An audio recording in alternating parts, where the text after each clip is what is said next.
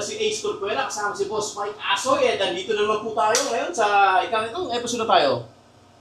Pang-apat, 4th episode na po kami ng Mema Lang at nandito pa rin kami. Nagme-mema pa rin kami. So, sa kita nyo guys, iba na yung setup ngayon ng set namin. Paiba-iba yung set natin, no, boss? Yeah, nakaraan. Next time sa swimming pool na. Swimming pool naman tayo. Sa ibang condo kasi kami ngayon, sa ibang unit. Kaya paiba-iba kami ng setup. So, kung nakikinig kayo, so again, thank you sa mga nanood, no, sa last 2 episode namin, yung episode 2 tsaka 3. Kita ko, daming nanood, daming viewers. Nabash nga ako eh. Nabash tong kasama ko kasi nga masyadong mayabang kasi. Pero, guys, but yung nakaraan lang pumilit tong taong to. Kwento mo nga yung nakakill ka. Pier 1. Grabe yung set ko sa Pier 1. Mm-hmm. Sobrang lakas. Sobrang lakas, di kaya ng tawas. Sa 8 minutes ko, Hmm. siya eh, parang 80 times tumawa yung audience. 80? 80 times. Galing mo talaga. Hindi mo bayad yung mga audience na yun, ha? Puro law students yun. The student ba yan? Talagang yung mga audience kasi namin, talagang matatalino eh. Kasi insanity eh. So siya, Yung audience lang yung matalino, paano yung nagpe-perform? medyo... Okay lang din, matalino lang din. ah, Okay. So galing, congrats. Ang galing, epic yung sa Pier 1 mo. Ano mo kailan, what day yun? Sa Pier 1? Sunday ata. Sunday ba yun? Biglaan lang yun walang practice yan. Pinartidahan mo pa sila, walang partida, no? Hindi ko ma-post yung video kasi walang sounds. Nakurap. Slow mo eh. Ako naman pare, kakagaling ko lang po sa El Chilito, nag-show kami doon kasama sila Atty. Ed, si Pastor Luther, Atty. Don Vic, Atty. Jigs, Stars, tsaka si Tim Cullen. So again, naging successful yung show namin doon sa El Chilito sa may Santa Rosa, Laguna, sa may El Chilito Hotel. So grabe, ang galing, ang lakas ni Atty. Ed doon, no? Solid ba? Solid. Solid pare, ay nabangan siya ng marami. Actually, siya yung headliner. Well, obvious naman kasi siya yung headliner. Pero yung mga tao talaga, pumunta pa rin talaga. Hinihintay siya kahit galing po siyang Manila. Ganun ka-solid si Atty. Ed. Saan ba yung dito? Laguna? Santa Rosa, Laguna. Malapit sa, Layo, no? sa EK yan, EK. Balak nga, hopefully, no? Mag-show tayo sa EK, no? Pwede. Papanood naman tayo. Kilala ko yung janitor doon. Ano, no? Kilala ko yung janitor doon. Janitor, malaking bagay yan, ha? Lilinisin natin yung nila sa katapat. Kaya mag-show ka sa gano'n, no? Sa amusement park, no? Wala makikinig nun, no? Maliban na lang kung mag-standard ka sa mismong Ferris wheel. Alam mo yung naglalakad-lakad yung mga tao? Basking. Ito ko may tiga, no? Kaya ang hirap, no? Pero siguro sa akin, madali lang yun. Walang kaya, no? Okay, maiba lang tayo guys. Huwag ayaw mabash ka, boy. Kaya huwag iba na natin yung topic natin. Wala ko sinabi pangalan. Mga pala, sige. Si Jokoy na naman ba yan? Dami ang away. Yan si Jokoy, nasa Hollywood na. Sinisalanan ka pa, no? Ang lupit mo, boy! Woo! Grabe. Anyway, anong topic natin ngayong araw na to? Pag-usapan natin sa Atty. Ed. Yung wala dito. Pag-usapan natin. Oo nga. Mapanood niya to, naku. Takot lang bash na naman gagawin sa'yo na. Kaya nga eh. Pero ito naman guys, pag-usapan namin si Atty. Ed. Sa mga hindi nakakilala kay Atty. Ed Chico, which is sa mga founding member ng Insanity. No? Tapos sila, di ba? Kasi bago lang ako. Ikaw nga, ikwento mo. Sila si Pastor Luther or Iya, Pastor Luther.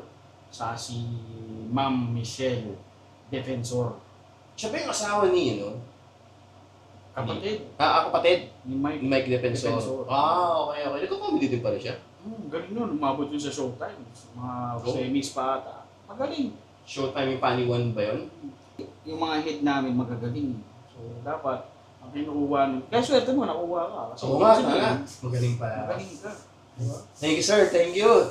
Hindi, Appreciate ko yun. walang palakasan dito. Walang palakasan. Oo, Pahinaan. Basta pag nakita kang magaling. Okay. Thank you. So, yun na nga.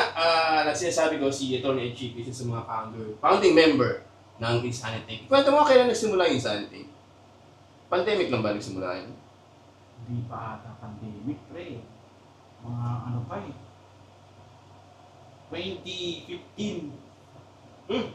Tagal na pala. So, So, ano lang to eh, para siyang show, title ng show. Pero kasi dahil nga sa pang matatalino yung show na yun, yung audience, puro ano eh, mga siguro nasa gobyerno, nasa law school. So ano siya, lagi na siyang nagiging title ng show. Hanggang sa dumami na yung ano. Naisip na nila na buuin yung comedy kasi siyempre kailangan nila ng mas magagaling pa katulad ko. Diba? Kaya naging mas insane, no? Oo. Kasi niyang ano eh. Insane. So, basically, wala siyang grupo dati. Pangalan siya ng show. Hindi yun, in-adapt na lang na yun yung pangalan ng grupo. Yun yung pagkakaalam ko. Marami yung nakaisip nun, ah. So, tagal na pala, no? Tapos, More than 10 years na pala yung sa Introducen. nung No? gumawa ng logos ng pastor. Okay. Tapos pina-edit niya ata. Kaya yung kulay ng pink, Bakit pink? kakaiba yung pink na yun ha. Hindi siya basta-basta pink. Ginawa pa yun sa sa ibang bansa, yung kulay pink na yun. Talaga? Oo. Walang, siyang pwede. walang klaseng ganung pink sa Wala. Pilipinas. Kahit sa Sa Microsoft. bagay, kasi yung pink sa Pilipinas, medyo maitim-itim kasi. Oo. Pag sa ibang bansa, talagang pink. Dito kasi medyo maitim-itim. Kaya hindi talaga, hindi siya magagaya. Hindi siya rose-colored. Anyway, mabalik tayo kay Tony Ed. Galing niya talaga. Tsaka ito guys, si Tony Ed. Bukod sa magaling siya, mabilis siya mag-isip. Kasi kahit may mga heckler, no? Ang galing, kaya niya i-turn around yung mga heckler eh. Mabilis siya mag-isip eh. Talagang sharp talaga siya pag nag-heckle ka sa mga shows niya. Kasi napanood ko siya dati eh. Bago pa ako naging member. I-turn around yung mga heckler na talaga. As in, napaka-sharp niya.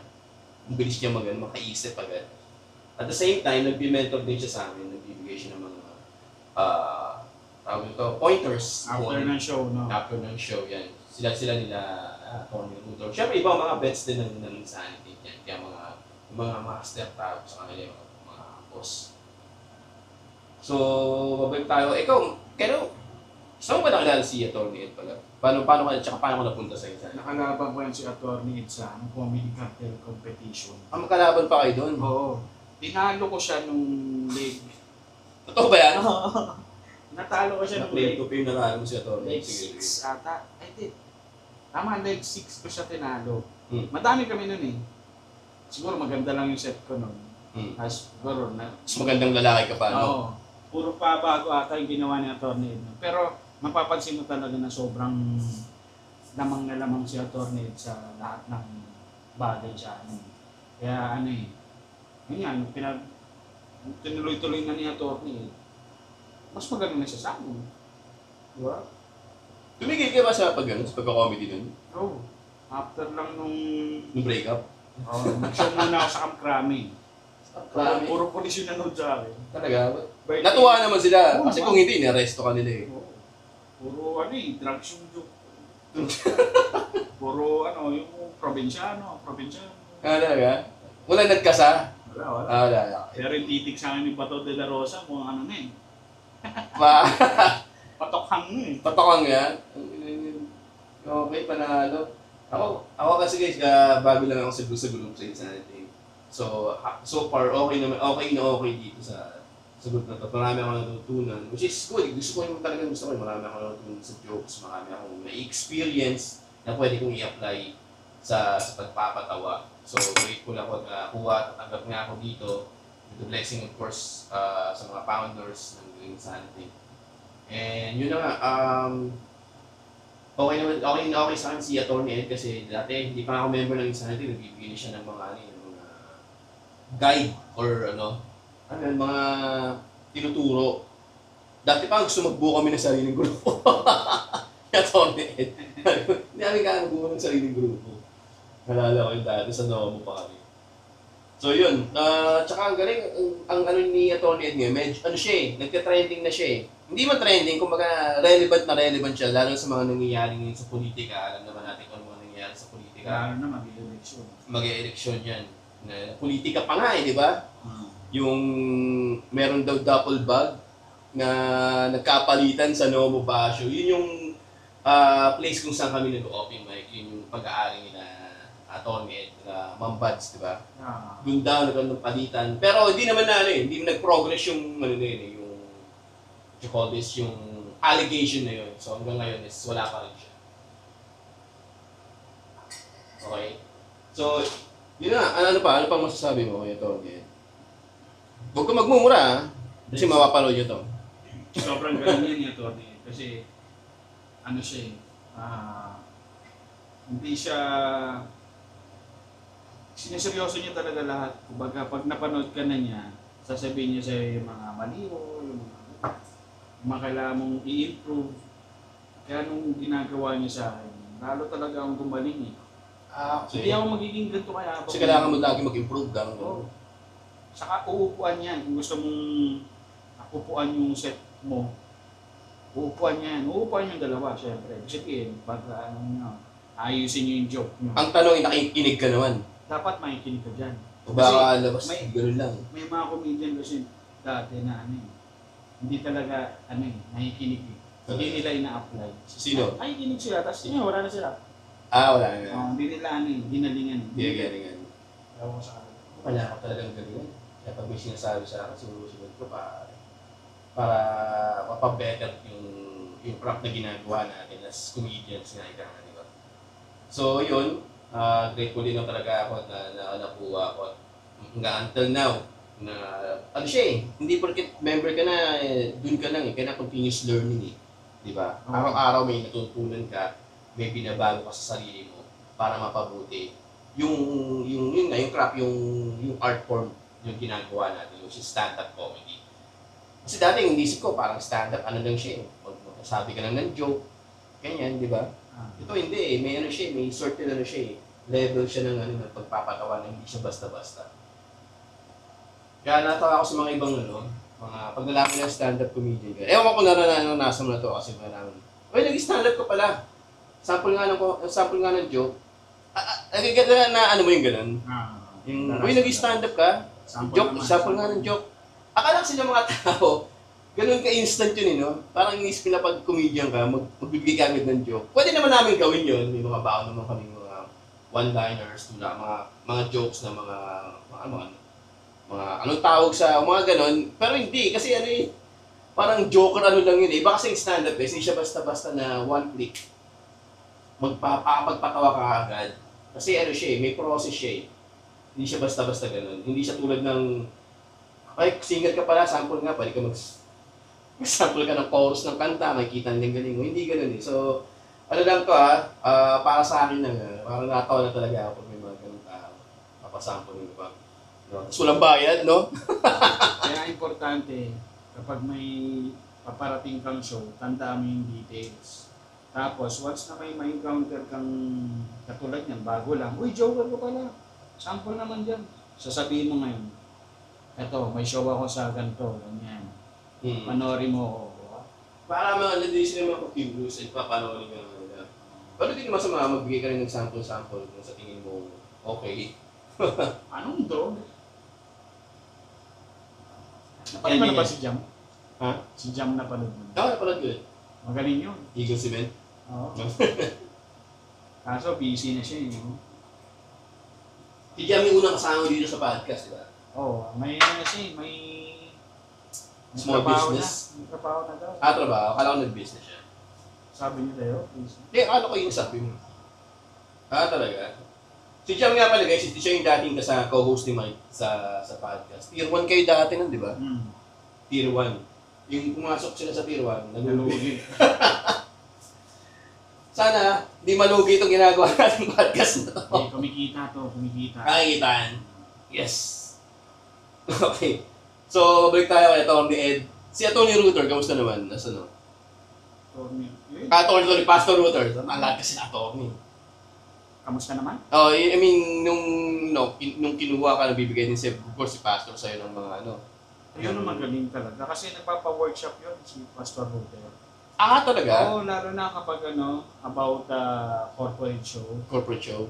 Kasi mas madalas siya sa ganun eh. Sanay na sanay siya sa Oo, ganun. marami siyang tinuro sa amin na hindi pwedeng sabihin. Kasi, siyempre, dapat umating ka sa workshop niya para Hindi yung mapupulot mo lang sa akin kasi baka mali yung sabihin ko sa inyo, di ba? Mas makapaniwala talaga, kapanipaniwala kapag galing kay Pastor Rupo. Oo naman. Ang galing ni kumuha ng, I mean, mga takang tao si Pastor, nakita ko yung mga ano niya, paano siya mag-perform. Talagang makikinig ka rin talaga, makikinig ka talaga sa kanya eh. Galing niya magsalita, I mean, mag-host, magsalita, mag-ano, malinaw talagang, ano siya, sanay na sanay siya sa public speaking talaga, si Pastor. Isa rin sa mga mentor namin sa Insanity. So, grateful din ako na nabibigyan din ako ng chance na makita sila. Sa akin, ayaw mo ba magpa-mentor sa akin? Ayaw mo magpa-mentor sa akin? Pwede naman, Mike. Kasi, sa akin.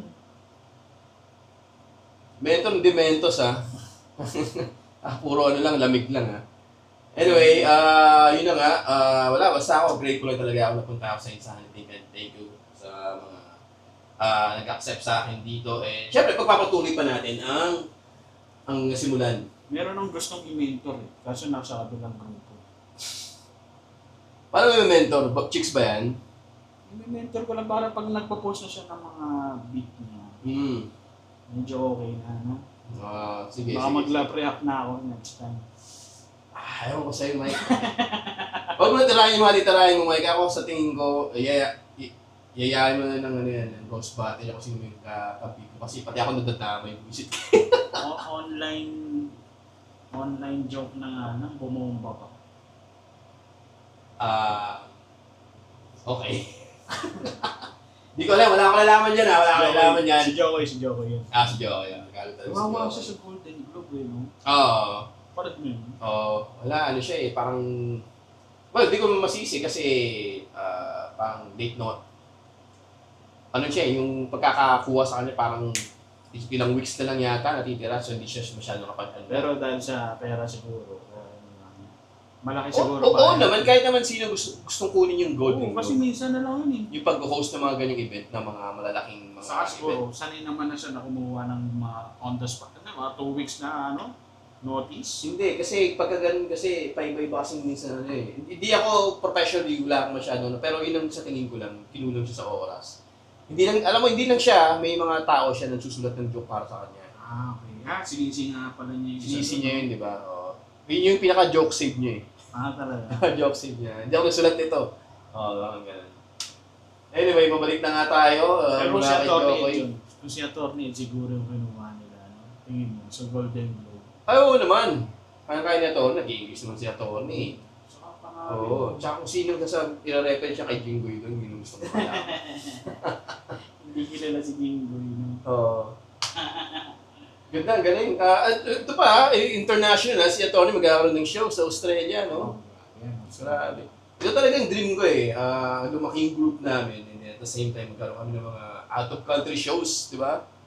Para makapunta tayo, makapagbigay tayo ng kasiyahan Pag sinabi ni sa mga iba't ibang tao sa mundo. Pag sinabi ni Atty. Ed na, oy, sama ka sa next week Australia. Ready ka ba? Hindi Australia, kasi sa Makati. Australia. Sa Bagnet pala, 806. Sa Australia. Australia. Oo naman. Ano pare, matagal ko nang bahalak makakita ng kangaroo. May visa ka pa? Ayun lang, wala pa. 1 week na lang Oo nga, no? Dapat May visa ka ba? Wala. Wala. Okay, papalakpak ka lang tayo sa Passport. Madali naman kumuha ng visa. Tandaan, tagal ko na sa mundo ito, hindi pa ako makuha ng passport. Wala rin siyang pangarap pumunta sa ibang bansa. Yung ibang bansa pangarap na mapuntahan ka. Oo. Thailand, nakapunta ako, nakapag-show ako doon. Sa Thailand? Mga ladyboy, marami. Marami ladyboy doon. Dami. Puro foreigner nanood sa akin Saka na English yung set mo? English ako. Nag-bad monkey ka rin? Ayoko sa Mad Monkey. Bakit? Ay mo Si ano eh. Sino? Yung nagja-judge sa mga competition pero hindi naman deserve na mag-judge. Hindi ko alam sinasabi mo. Hindi, wala. Hindi ko alam yung sinasabi mo, hindi pa ako mag monkey. Pero ngayon sa Thailand, nag-show ako doon. English. Siyempre. Tapos? Okay naman. May kakilala kasi ako doon. Sino si Sagat? Nakataigan si Sagat eh. Sagat dahil. Sino yun? Tiger! Di may comedian na Pinoy Hmm. na doon na nakatira. Tapos lagi siyang nag-show sa doon nga sa Thailand, sa Bangkok. Pag kinontak mo yun, ano wari, gusto mo mag-open mic, mag-show, kontakin mo lang, iano ka na. May malaking market din doon ng mga Oo. sa Thailand. Bukod sa Red Light District, maraming mga doon. May comedian din sila doon. Meron. Anong nakita mo sila paano magpatawa yung mga local, mga Thai? Kasi mga expat ba yun, mga expat. Ah. Nag-ano rin sila, nag-stand up sila doon. Tapos, hindi mo sila, Thai language? hindi mo magugustuhan, hindi English. English. Lahat English. Hindi mo magugustuhan yung ano nila. Siguro yung style. Hindi ka rin makaka-relate minsan kasi Baka naman di mo kasi naintindihan, kaya di ka natawa. hindi, naiintindihan ko siya pero pagdating sa punchline, hindi ko na naiintindihan. Ano yun, hindi? Hindi, ano siya, may mga jokes sila na hindi mo pa na-experience. O hindi mo Tulad ng Ladyboy, ganun. Oo, mga ganun. So, May mga ganun, may puro paano dark. pa na-experience mo na yung Ladyboy? Pwede na. Hindi. Siguro. Gago. Puro dark, karamihan dark. Dark yung ano nila. Kasi mostly kung British nandun, may mga British yung mga dark jokes. Eh. Oo, siguro 3 ata British dun. Oo. Nag-perform. Well, sana, mga gawi tayo ron. Huwag ka mag-joke dun about jeep, tricycle, ay hindi tricycle dun. Tuk-tuk, may tuk-tuk dun, di ba? Doon ba yung tuk-tuk? Tuk-tuk. Bakit? Yung jeep, wala. Hindi nila alam yun. Basta mga law, alam natin. So, bagay, makes sense naman. So, dapat isasakto mo siya. Sa culture nila, no? So, yun na nga. Sana makapag-perform tayo dun. Siguro, baka pag nag-ano, is pumaldo din tayo dun, no? Palto ka talaga dun. 3 days, 3 nights ako. PH ka dun, pumaldo ka dun. Palto ko dun. Ano, bat? Ha? Thailand bat yung pera dun eh. Ngayon, balita ko, pumaldo ka rin ngayon, ha? Next episode. Next episode, ha? Another satisfied client. Client? Baka illegal yan, ha? Kaya ang tsura mo, pare. Tangina, parang naging illegal ka na. Wait nga ako lagi kasi dahil dun siya. Ano? Pag kailangan nyo ng comedian sa mga event, comedian slash host slash singer, hindi ako yun. Ano lang, comedian lang. Dancer. Pwede. Pero private. Private. Di ba balita ka, sa mga di nakakaalam nga pala, si Mike Asoy nga pala, si dating na to. Floor director ng Itbulaga. Itbulaga lang naman, di ba? Floor director siya. Siya yung, si Jose Manalo, which is kapangalan mo rin, Jose. Naging floor director din si Jose Manalo sa Itbulaga dati, bago siya naging host. Oo nga, no? Di ba? So, biruin mo si Mike, kung bilang niya sana binitawan yung pagiging floor director mo, no, ng Itbulaga, sana may scandal.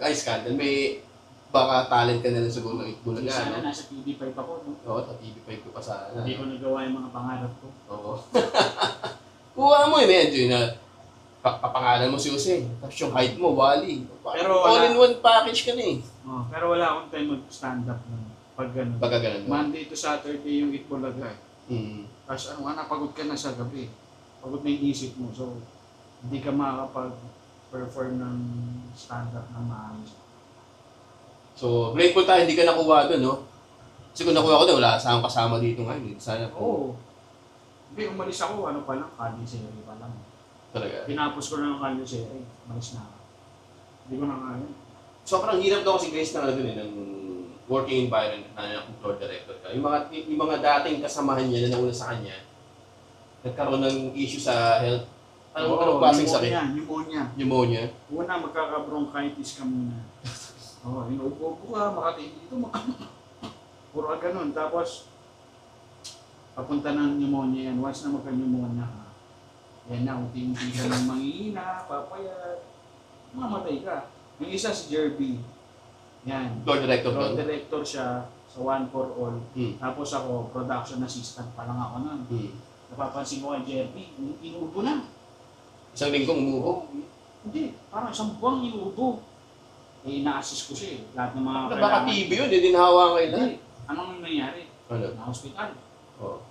Tapos, yun na, pneumonia na. Ang payat niya. Tapos, parang ano na, papunta na sa ano eh. Bibitaw na talaga eh.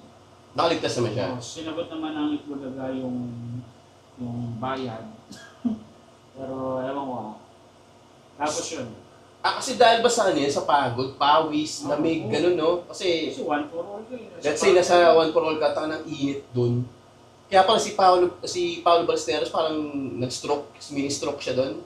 Mild stroke. Mild stroke siya, tapos si Maine yata hinimatay. Mainit kasi sobrang init talaga. Kaya yung si Jerby na hospital, ako na yung pumalit. So yun na, nagkaka-bronchitis na din ako. Club director. Inuubo ka. Binubo na ako. So it's either parang bronchitis, pneumonia, ano ba, TB. Kaya ano eh, tinigil ko na kasi papunta Puro na sa ako mga kay- bagay, no? Parang tatlo na pipiliin mo dun, no? Kasi isipin mo, Parang bossing savings lang pala, no? Oo. Pili ka rin. oras na lang talaga eh. Isipin mo bilag ka sa arawan, napawisan ka. Live yun live sa Itbulaga. Tapos after Itbulaga, siyempre, magpupunas ka ng pawis mo, papalit ka ng damit. Tapos aircon pupasok sa sakyan, Papasok ka aircon. sa van. Paano? Wala, no choice ka. Mag-van ka talaga. Tapos, pabiyahe kayo ng 1 oras, 2 oras. Pagod ka na Kahit sa, 30 minutes. sa biyahe, tapos, alam mo ko, umaga pa lang, nandun na kayo sa site, di ba? Oo. Yun, tapos pag uwi mo, yun na, mukha natatamaan talaga. Kasi paglabas mo, mainit ulit. Diba? Buti nga, buhay pa ako ngayon. eh. Ang hirap pala pagka ganyan yung trabaho, no? Pero, sa tingin mo, fulfilling naman. Siguro sa edad na gano'n, fulfilling. Pero, parang ano lang siya, hindi siya yung pang pang forever. Hindi yung tatanda as pagiging club director, hindi ganun. May kakilala nga akong club director sa TV5, classmate ko dati. Nag-club director siya sa TV5, sa studio lang siya. Yun, namatay. Yung niya. Wait, akala ko, pag sa, nasa field lang, let's say sa one for all for one, kasi nga mainit, pati ba naman sa studio? Sa studio, news lang yun sa News 5 Talaga? Namatay si Erwin Dolera. Sobrang galing yan. Ewan ko bakit pinabayaan niya. Hindi ko naman sinisisi yung TV5 pero bakit namatay si... Kasama yun siguro pati stress dyan, no? Kasi lagi mo iniisip kung ano yung next na, next na taping nyo, ano? Baka buong araw siya nagtatrabaho doon, masipag yung taong yun eh. So, siguro nung nagka-pneumonia, pinitiis pa rin niya. Inuubo na siya, nilalaban pa rin niya kasi once na magkamali ka dyan sa, umabsent ka, hindi pwedeng walang pumalit sa pwesto mo eh. Pwede yung assistant? Oo, pero yun nga, pag matagal ka ng absent, malamang yun na yung laging core director. So sila na yung mag-ano ng dakilang headset. So pagbalik mo, production assistant ka na. Kasiempre, talent ka lang dyan, hindi yan regular na wala sa papel yan eh. Core director ka, ipipirmahan ka na. Yung task mo lang talaga na as floor director, yung lahat yung... So ano ka dyan, talent ka dyan sa pag hindi ka na, hindi mo na kaya, maraming papalit sa'yo, ano ka dyan? Ano tawag doon? Tawag doon. Dispensable. Dispensable. Maganda sa English no? Ano ba? Kaya Sa nawalat ang co-host. yeah. Kasi si Jam magaling din sa English yan. Kasi ako medyo nawawala-wala ako pag English. Mga English yan na, ano. Kaya hindi ka pwede sa, ano, no? Sa ibang bansa dito lang. Lumaki ako sa Long Beach, California. Okay. Yung bata ako. Tapos bumalik kung gano'n na ako dito sa Saan sa California? Long Beach. Long Beach. Akala ko sa Mahaba yung beach na yun eh. Akala ko sa Malibu ka. Malibu. Malibu. Hindi. Hindi. So ngayon, babalik tayo kasi si Mike, sa mga di nakakaalam, dati siyang floor director sa Itbulaga. Siya yung, ang huling ano man niya is bago siya nag-resign is sa Kalye Serie, tinapos niya muna yung Kalye Serie noon, yung Aldab Nation pa nga nun, di ba? Pinakita mo man sila. Ang nakakatawa nito guys, dumalo din yung, yung Kalye Serie, yung one for all for one sa amin sa barangay. Taga barangay Tatalon kasi ako eh. Sa barangay Tatalon. Naalala ko yan. Okay. Hindi nila makakalimutan yung pagdalim nila sa barangay Tatalon sila nag all for one. Eh, kwento mo ano nangyari nun sa barangay Tatalon. Kasi nung tapos na yung one for all, siyempre, na kami, nagbibihis, papahinga, kumakain. Nagre-ready Pack up na. Nagre-ready na kami malis. So yung ibang namin, lightsman, lumapit sa akin. Sir, wala yung namin, yung public. Kaya umabla yan, bumili na bago. Hindi sir, mahal yun, mahaba yun. Tapos, parang inabot kami ng hapon, kakahanap nila, kakahintay. Kasi di ako pwede umalis na kami, may mga tao pa ako dun. May mga audiman pa ako. So, umabot natin sa barangay yun, no? Umabot sa barangay daw. Yung kable na yun yung may gamit sa camera. Lalo pag mahaba galing OB-ban. Ganon. Hindi nawala.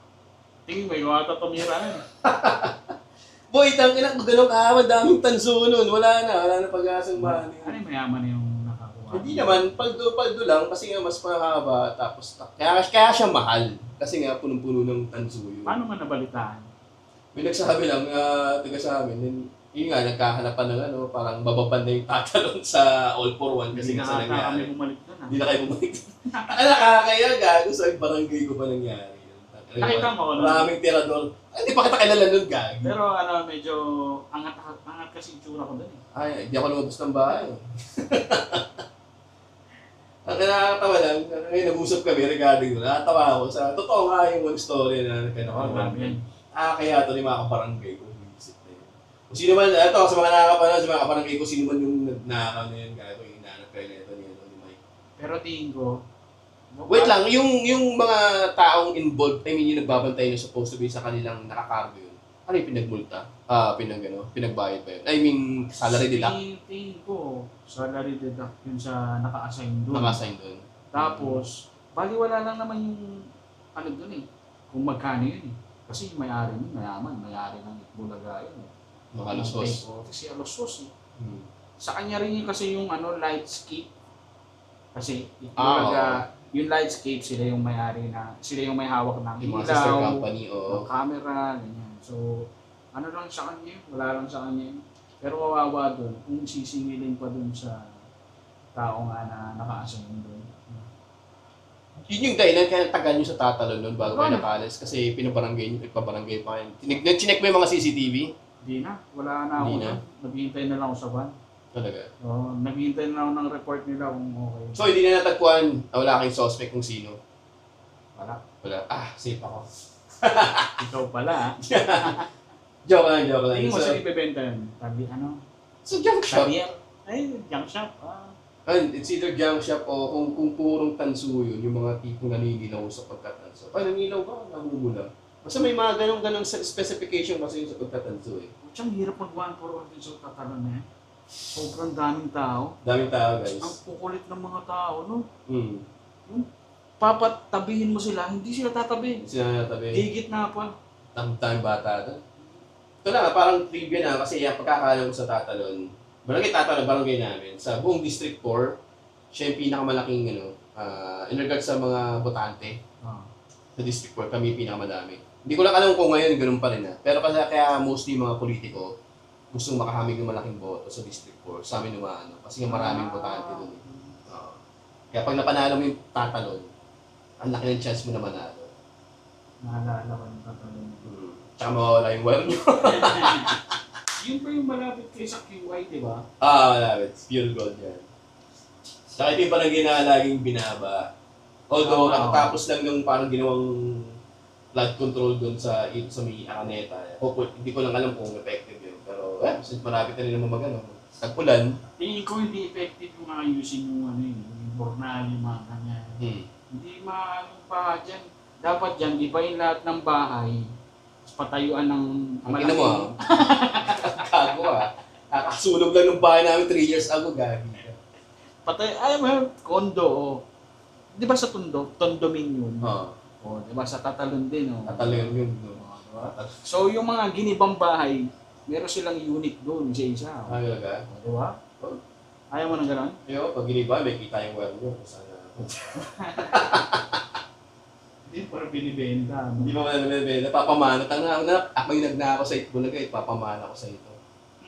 Ibigay mo kay bossing pag wala na tayo. Alam ko, taping yun eh. Taping. Oo, okay na. 35 minutes na tayo. Oo, 30 minutes na tayo. Next episode. So again, thank you guys sa pagtunga. Nakabuo kami wala kakwenta-kwentang 30 minutes kapag na kahit ano pinag-usapan. Punta na kaya Tornade tayo, punta tayo sa ano. So again, thank you sa mga nakikinig sa amin, sa mga haters namin, sa mga syempre sa mga likers namin ni Boss Mike. So again, abangan nyo mga next episode namin na syempre papagbutihin namin. Kung wala po yung episode namin ngayon, kapag sa next episode, baka wala pa rin kwenta, pero alam mo naman di ba? Pag-uusapan namin Anyway, again, thank you guys sa pagtunga. Ito nga uli-ulit si Ace Contreras sa mga komedyante ng Insanity. Kasama ko ang pinakasikat not controversial na tao na si Mike Asoy. Ayan. Gang sign ba yan? Okay na. So again, thank you sa memo lang. And again, thank you for watching. Don't forget to follow us on our socials. Meron na ba tayo sa Spotify? Wala pa rin. Wala pa. Kinukontak ko sa Wala pa rin Spotify. What we have, meron kaming channel sa YouTube, TikTok. May TikTok ba tayo? Taka, hindi ko alam. No? Taka na, ina akong host dito. sa QTV. UTV? Tingnan natin. Hopefully, baka next time, baka OnlyFans na rin kami. Which is, may kita nyo kami nakahubog dito. Expand kami. So again, this is me, Ace Corpuera, siguro naman. And also, Mike Asoy. So again, thank you guys. Thank you. Bye-bye.